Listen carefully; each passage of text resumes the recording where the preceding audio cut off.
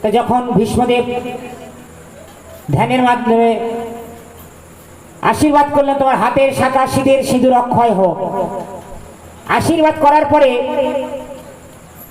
চোখ মিলে তাকিয়ে দেখছে কে? পাঞ্চালী। তুমি কিভাবে এখানে এলে? ভীষ্মদেব ভেবেছিলেন তোর ভানুমতি এসেছে, তাই না? তাই তিনি আশীর্বাদ করলেন। দ্রৌপদী, তুমি এখানে কিভাবে এলে? তখন দ্রৌপদী করে জোরে বলছে, প্রভু আপনি আমাকে আশীর্বাদ করেছেন, আমার শীতের সিঁদুর, হাতের শাখা, পায়ের আলতা চির অক্ষয় হবে। ভীষ্মদেব মনে মনে চিন্তা করছেন, পাঞ্চালী এই এত বড় চক্রটা ঘোরালো কি? চক্রধারী নারায়ণ ভগবান কৃষ্ণের পক্ষেই সম্ভব। তাহলে দেখুন, কৃষ্ণ যেটা চায় সেটা হয়। তাই কুরুক্ষেত্রের যুদ্ধে ভগবান কৃষ্ণ তিনি পরিকল্পনা করেছিলেন যে অধর্মটাকে সমূলে বিনাশ করে দেবে। তাই তিনি এই কুরুক্ষেত্রের যুদ্ধের আয়োজন করেছিলেন। অর্জুনকে অনেক জ্ঞান দান করেছে, অর্জুন তুমি যুদ্ধ করো। অর্জুন যুদ্ধ করতে চাইছে না, কেন? বলছে, হে সখা, আমি যুদ্ধ করে কাকে মারবো? যেদিকে তাকাই সেদিকে আমার আত্মীয় বর্গ, আমি যুদ্ধ করব না। এই যুদ্ধ করে সিংহাসনে বসার আমার কোনো ইচ্ছে নেই। আমি দরকার হয় ভিক্ষে করে খাবো, আমি বনে বনে ঘুরে বেড়াবো, তবু রক্ত মাঙ্গা সিংহাসন আমার প্রয়োজন নেই। কৃষ্ণ তখন অর্জুনকে বলছেন, অর্জুন তুমি ক্ষত্রিয়, তোমার কাজ কি? ক্ষত্রিয়ের কাজ হলো যুদ্ধ করা, আর তুমি ক্ষত্রিয় হয়ে কাপুরুষের মতো কথা বলছো? তুমি যুদ্ধ করো। তুমি দেহগত স্তরে আছো, তুমি দেহগত ধর্মে রয়েছো, তাই তুমি ভাবছো এদের মারলে তোমার পাপ হবে। তাহলে শোনো অর্জুন, তুমি দেহতত্ত্ব শোনো। দেহন অস্মিন যথা দেহে কুমারাম যৌবনং জড়া তথা দেহান্তর প্রাপ্তি ধীর তত্ত্ব নাম উজ্জ্যোতি। শোনো অর্জুন, দেহের পরিবর্তন হয় কিন্তু আত্মার কোনো পরিবর্তন হয় না। দেহের মৃত্যু হয়, আত্মার কোনো মৃত্যু হয় না। আত্মা কেমন না? আত্মা হলো no জায়তে no ম্রিয়তে no কদাচিন no ভুক্তা Bhabita বা ন ভূয় অজ নিত্য শাশ্বত অয়ম পুরাণ ন হন্যতে হন্যমান শরীরে। অর্থাৎ আত্মার জন্ম হয় না, আত্মার মৃত্যু হয় না, আত্মার ঘন ঘন উৎপত্তি হয় না। আত্মা হলো অজ নিত্য শাশ্বত, সবচেয়ে পুরানো, আর পুরানো হলেও চির নবীন। ন হন্যতে হন্যমান শরীরে। আত্মা কি করে? এক দেহ থেকে আর এক দেহে চলে যায়। মানে মানুষ যেমন পুরনো জামা কাপড় পরিত্যাগ করে নতুন জামা কাপড় পরে, আত্মাও তেমনি এই পুরনো শীর্ণ জীর্ণ দেহটাকে পরিত্যাগ করে নতুন একটা দেহে তিনি চলে যায়। তাহলে তুমি কি বলছো তোমার পাপ হবে? আরে আত্মার কোনো মৃত্যু নেই, তুমি দেহগত স্তরে আছো বলে তাই তুমি ভাবছো তোমার পাপ হবে। আমরা যদি আমাদের স্বরূপ উপলব্ধি করি, আমাদের স্বরূপ কি? আমাদের স্বরূপ হলো আমরা কৃষ্ণের নিত্য দাস। স্বরূপ হতে হলো জীব নিত্য কৃষ্ণ দাস। এই বিশ্বাস করলে তো আর দুঃখ নাই। জীবী কৃষ্ণ দাস এই বিশ্বাস করলে তো আর দুঃখ নাই। রাধা কৃষ্ণ বলে বল রে সবাই। আমরা যদি বিশ্বাস করে নিই যে আমরা কৃষ্ণের নিত্য দাস, এটা বিশ্বাস করে নিলে আমরা সর্বদুঃখ থেকে মুক্তি পেয়ে যাব। অর্জুন, আমি জগৎ মাঝারে তোমাকে প্রতিষ্ঠা করার জন্য তোমার যুদ্ধ করার কথা বলছি। আমি তোমাকে কুরুক্ষেত্রের যুদ্ধে এই হারিয়ে যাওয়া যে কৃষ্ণ ভাবনামৃত যে জ্ঞান, সেটাই তোমাকে দান করছি। এই জ্ঞান বহু বহু কাল আগে আমি ব্রহ্মাকে দান করেছিলাম। ব্রহ্মা সেই জ্ঞান কাকে দিয়েছিল? নারদ মুনিকে। নারদ মুনি সেই জ্ঞান দিয়েছিল ব্যাসদেবকে। এইভাবে গুরু পরম্পরায় ব্যাসদেব থেকে ক্রমান্বয়ে শ্রী চৈতন্য মহাপ্রভু, শ্রী চৈতন্য মহাপ্রভু থেকে সর গোস্বামী, এইভাবে জ্ঞানের ধারা প্রবাহিত হচ্ছে। তাই তুমি নির্মৎসর বলে আমি তোমাকে এই জ্ঞান দিলাম। হে অর্জুন, তুমি নির্মৎসর। নির্মৎসর কথার অর্থ হলো যিনির পরের দুঃখেতে দুঃখী হয়, পরের সুখেতে সুখী হয়, পরের আনন্দেতে যিনি আনন্দ পায়, তাকে বলা হয় নির্মৎসর। আর বর্তমান দিনের অবস্থা কেমন গোমা? কারোর যদি দুঃখ হয়, পাশের বাড়ির লোক আনন্দ পায়, তাই না বাবা? আবার কারোর যদি উন্নতি হয়, পাশের বাড়ির লোক হিংসা করে, ওর এত উন্নতি হচ্ছে, কি করে হচ্ছে? এটাকে বলে মৎসর, মানে হিংসুটে ভাব যাদের মধ্যে আছে তারা মৎসর পরায়ণ। তাই কৃষ্ণ অর্জুনকে এই জ্ঞান দিয়েছিলেন। কেন? অর্জুন ছিলেন নির্মৎসর, পবিত্র, তিনি সুযোগ্য পাত্র। তাই সুযোগ্য পাত্রে ভগবান এই জ্ঞান তিনি দান করেছিলেন। শোনো অর্জুন, যে যথামাং প্রপদন্তে তাংস্তাতৈব ভজম মহম মম বর্তানুবর্তন্তে মনুষ্য পাত্র সর্বস্ব। হে অর্জুন, যে যেমন ভাবে আমাকে সাধন ভজন করে, আমি তাকে সেইভাবে পুরস্কার করে থাকি। কি বাবা, তাই না? সাধন ভজন সকলের একই রকম? হ্যাঁ, একই রকম নয়। যে ছেলে মেয়েরা যেমন করে পড়াশোনা করবে, তাদের পরীক্ষা রেজাল্ট তেমন হবে, তাই না বাবা? যে ভালো পড়াশোনা করবে তার ভালো রেজাল্ট হবে। আবার যিনি একটু পড়াশোনায় ফাঁকি দেবে, তার রেজাল্টটা তত ভালো হবে না। তাহলে কলিযুগের নাম হলো হরিনাম সংকীর্তন। আমরা সেই মহাপ্রভুর দেওয়া হরিনাম সংকীর্তন আমরা যে যেমন ভাবে গ্রহণ করতে পারবো, আমাদের আত্মকল্যাণ, পারমার্থিক উন্নতি তেমন হবে। তাই মহাপ্রভু, যিনি ব্রজেন্দ্র নন্দন কৃষ্ণ, কলিতে তিনি শ্রী চৈতন্য মহাপ্রভু রূপে আবির্ভূত হয়েছেন, তিনি বলছেন কি না, ইহা হইতে সর্বসিদ্ধি হইবে সবার। কিসে থেকে সিদ্ধি হবে? কিসে থেকে? এই হরিনাম থেকে সর্বপ্রকার মনের ইচ্ছা পূরণ হয়ে থাকবে। জীবকে বলছে ইহা হইতে সর্বসিদ্ধি হইবে সবার, নিরন্তর জপইয়া বিধি নাহি আর। এই হরিনাম করার কোনো নিয়ম নেই, কোনো বিধান নেই, কোনো সময় নেই। যখন আপনার ইচ্ছে হবে তখনই আপনি হরিনাম করতে পারেন। কিবা শয়নে, কিবা স্বপনে, কিবা নিশি জাগরণে, অহরে নিশি কৃষ্ণ নামে বলো হে বদনে। কিবা মন্ত্র দিলা গোসাই, কিবা তারে বল, জপিতে জপিতে নামে করিল পাগল। এই যে হরে কৃষ্ণ মহামন্ত্র নাম, এমন গুণ বাবা, এই জপ করতে করতে করতে করতে করতে করতে আপনার শরীরের মধ্যে যত অনর্থ আছে সেগুলো সব নিবৃত্তি হয়ে যাবে। যত বিষয়ের প্রতি কামনা বাসনা আছে সেগুলো সব নিবৃত্তি হয়ে যাবে। সেই নিবৃত্তি যখন হবে তখন দেহটা পবিত্র হয়ে যাবে। আর এই দেহটা পবিত্র হলে তখন এই দেহটা মন্দির হয়ে যাবে। যখন দেহটা পবিত্র হবে তখন এই দেহের মন্দিরে ভগবান বসতি স্থাপন করবে। ভগবান কোথায় থাকে? ভগবানের মন্দিরে যেমন থাকে আসল মন্দিরটা হলো হৃদয় মন্দির, তাই না মা? এই হৃদয় মন্দিরে ভগবান বাস করে।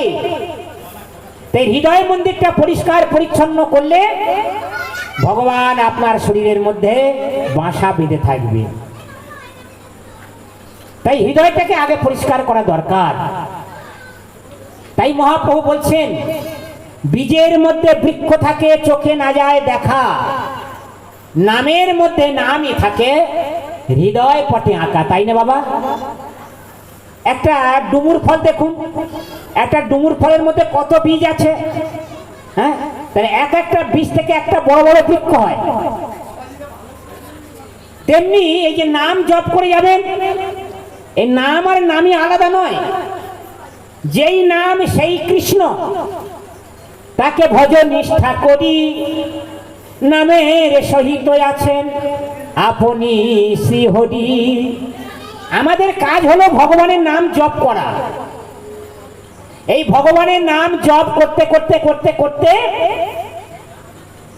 আমরা নামের মধ্যেই নামে ভগবানকে দর্শন করতে পারবো। হরি বল। নামের মধ্যেই ভগবানকে আমরা দেখতে পাবো। তাই নাম আর নামই আলাদা নয়। তাই বীজের মধ্যে বৃক্ষ থাকে, চোখে না যায় দেখা, নামের মধ্যে নামই থাকে, হৃদয় পটে আঁকা। তাহলে আমাদের কলিযুগের যুগধর্ম হলো হরিনাম সংকীর্তন। অন্য কোন ধর্ম করলে পাবে না পরিত্রাণ। এই কলিযুগের ধর্ম নাম সংকীর্তন। এই ধর্মের চারটে খুঁটি আছে বাবা, চারটে স্তম্ভ আছে। যেমন আপনারা মঞ্চটা তৈরি করেছেন, এই চারটে মেন খুঁটি আছে, তেমনি ধর্মের চারটে স্তম্ভ আছে। সেই ধর্মের চারটে স্তম্ভ কি কি? না, ধর্মের চারটে স্তম্ভ হলো তপ মানে তপস্যা, শৌচ মানে শুচিতা,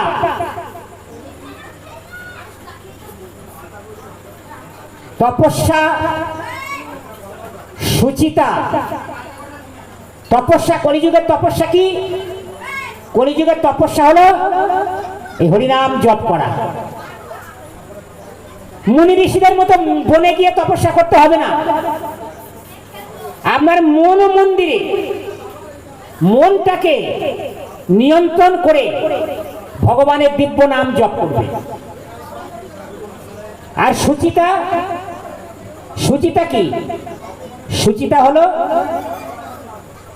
ভালো পরিষ্কার জামা কাপড় পরলাম সেটা ঠিক আছে, কিন্তু শুচিতা হলো নিজের চরিত্রটাকে শুদ্ধ রাখা। নিজের চরিত্রটাকে শুদ্ধ রাখা, এটাই হলো শুচিতা। তাই চারটে নিয়ম: আমিষ আহার বর্জন, তাস পাশা জুয়া বর্জন, দ্রুত ক্রিয়া বর্জন, অবৈধ সঙ্গ বর্জন। এই চারি জায়গাতে কলি অবস্থান করে। এই চারি জায়গায় কলি থাকে। কলি কলি আমাদেরকে পাপের দিকে নিয়ে যায়। কলি হাত ধরে ধরে অন্ধকারের পথে নিয়ে যায়। সেই জন্য কলিযুগের এই চারটে পাপ কর্ম থেকে আমাদের সকলকে দূরে থাকতে হবে। তাহলে কলির হাত থেকে আমরা সবাই রক্ষা পাবো। কলির শক্তি অনেক। কলি হলো মায়া। কৃষ্ণ সূর্য সম। কৃষ্ণ হয় সূর্য সম, মায়া অন্ধকার। যাহা কৃষ্ণ তাহা নাহি মায়ার অধিকার। এই আপনারা এখানে হরিনাম শুনছেন, ভাগবত কথা শুনছেন, গীতার কথা শুনছেন। এখানে কিন্তু মায়া আপনাদেরকে আকর্ষণ করতে পারবে না, কারণ মন ভগবানের নামেতে রয়েছে। আবার যখন এখানে যখন সূর্য যেমন দিনের বেলা আলো দেয়, তাহলে এখানে আলো জ্বলছে, এখানে অন্ধকার প্রবেশ করতে পারছে না। কিন্তু যখন এই হরিবাসর থেকে আপনারা বাইরে চলে যাবেন, তখন অন্ধকার, তখনই মায়া কিন্তু আবার গ্রাস করবে। তখন আবার সংসারের কথা মনে আসবে, তখন আবার বিষয়ের কথা মনে আসবে। সেই জন্য নিরন্তর কৃষ্ণ নাম করতে হবে। অহর্নিশি বলো কৃষ্ণ নামে বলো হে বদনে। তাহলে মহাপ্রভুর এই শিক্ষা তিনি নিজে আচরণ করে আমাদের শিক্ষা দিয়েছেন। তিনি দেখলেন যে কলির মানুষ কেউ আচরণ করছে না, মানে জানে অনেক কিছু কিন্তু মানে না।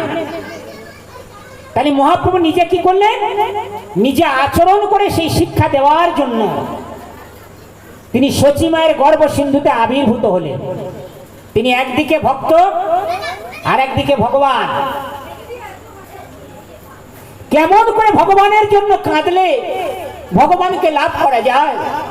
হা কৃষ্ণ প্রাণ কৃষ্ণ বলে কাঁদলে কৃষ্ণের কৃপা পাওয়া যায়। সেই শিক্ষা তিনি আমাদেরকে দিয়েছেন। তাই বলছে, ওরে কলির জীব, তোমরা যদি ভব সাগর পার হতে চাও তাহলে তোমরা হরিনামকে আশ্রয় করো। আশ্রয় করিয়া ভজে তারে কৃষ্ণ নাহি ত্যাজে আর সালে মরে আকার। আপনি যে হরিনাম করবেন একটা আশ্রয় দরকার, তাই না বাবা? সারাদিন কাজ করে বাড়ি ফিরবেন, বাড়িটা হলো আপনার আশ্রয়। সেই আশ্রয়তে একটু শান্তি অনুভব করবেন, একটু সুখে ঘুমাতে পারবেন। ঠিক তেমনি হরি ভজন করবেন। তাহলে হরি ভজনে আপনার আশ্রয়টা কি? না, হরি ভজনে আশ্রয় হলো শ্রী গুরুদেব, শ্রী গুরুদেবের চরণ আশ্রয় করিয়া ভজে। সৎ গুরুদেবকে আশ্রয় করে যে ভজন করবে তারে কৃষ্ণ নাহি ত্যাজে। কৃষ্ণ তাকে কোনোদিনই ত্যাগ করে যাবে না, আর সব মরে অকারণ। আর সবাই জগতে বারে বারে আসবে, বারে বারে চলে যাবে। এই যে জন্ম মৃত্যু, হ্যাঁ, জন্ম মৃত্যু বড় কঠিন, বড় ভয়াবহ, বড় যন্ত্রণাদায়ক। সেই জন্য জন্ম মৃত্যুর চক্র থেকে আমরা যাতে উদ্ধার পেতে পারি, সেই জন্য ভগবান এই জড়া জগৎকে সৃষ্টি করেছেন, জড়া প্রকৃতিকে সৃষ্টি করেছেন, মানুষকে এই জড় জগতে পাঠিয়ে দিয়েছে। কেন না, মানুষকে সুযোগ দেওয়া হয়েছে, তোমরা ওই জগতে গিয়ে আমার সাধন ভজন করে তোমরা আবার আমার আনন্দময় ধামে ফিরে এসো। তাই ভগবান কৃষ্ণ অর্জুনকে বলছেন, অর্জুন, জন্ম কর্ম চমে দিব্যম जो व्यक्ति तत्त्वत त्यक्ता देहम पुनर्जन्म नय इति माम इति स अर्जुन। हे अर्जुन, आमार जन्म आमार जे कर्म सेटा दिव्य। एटा जे যথাযথভাবে যে জানবে, তত্ত্বগতভাবে যে জানবে, দেহ ত্যাগ করার পর পুনরায় তাকে এই জগতে আর জন্মগ্রহণ করতে হবে না, তিনি আমার নিত্যধামে প্রাপ্ত হয়ে যাবে। তাই ভগবানের সেই নিত্যধামটা কোথায় বাবা? হ্যাঁ, হরি বল, গোলক বৃন্দাবন। আমাদের এই জড় জগতেও গোলক বৃন্দাবন আছে, আবার চিন্ময় জগতেও গোলক বৃন্দাবন আছে। হ্যাঁ, সেটা নিত্যধাম আর এটা ভৌম বৃন্দাবন। ভগবান এই ভৌম বৃন্দাবন সৃষ্টি করেছে কেন না, জড় জগতের মানুষ যাতে ভৌম বৃন্দাবনে গিয়ে তারা নিজেদেরকে পবিত্র করতে পারে, নিজেদেরকে পাপ থেকে মুক্তি করতে পারে, ভগবানের দিব্য নাম জপ করতে পারে। তাহলে ভগবানের ধামটা কেমন না, সেই ভগবানের ধামের বর্ণনা গীতায় বলা হয়েছে। ভগবান অর্জুনকে বলছেন, শোনো অর্জুন, নো তৎ ভাষায়তে সূর্য, মানে সেখানে সূর্যের আলো দেয় না, সেখানে সূর্য উদিত হয় না। নো শশাঙ্ক, সেখানে চন্দ্র উদিত হয় না। নো তৎ ভাষায়তে সূর্য নো শশাঙ্ক নো পাবক যদ গত্তা, মানে যেখানে গেলে নো নিবর্তন্তে, আর ফিরে আসতে হয় না। তদ্ধাম পরমং ধাম, ভগবান কৃষ্ণ অর্জুনকে বলছেন সেই চিন্ময় ধামে যে একবার যেতে পেরেছে তাকে আর এই দুঃখময় জগতে ফিরে আসতে হবে না। হরি বল, আমরা সেখানে যেতে চাই। হরে কৃষ্ণ কৃষ্ণ কৃষ্ণ হরে হরে, হরে রাম রাম রাম হরে হরে। আমরা সেখানে যেতে চাই। হ্যাঁ, এই যে জগৎটা, এই জগতে আমরা ভাবছি খুব আনন্দে আছি, তাই না মা? আমরা খুব সুখে আছি, কিন্তু আদৌ জগৎটা আনন্দের জায়গা নয়। ভগবান নিজের মুখে গীতায় বলছেন এটা দুঃখলায়ম অশাশ্বতম, এটা দুঃখের সংসার, দুঃখের জায়গা। এখানে কোনোদিন সুখ খুঁজলেও পাবে না। যে সুখটা মনে হয়, যে আনন্দটা মনে হয় ওটা আপাতত আনন্দ, আপাতত সুখ, মানে ক্ষণিকের আনন্দ, ক্ষণিকের সুখ, ওটা চিরস্থায়ী নয়।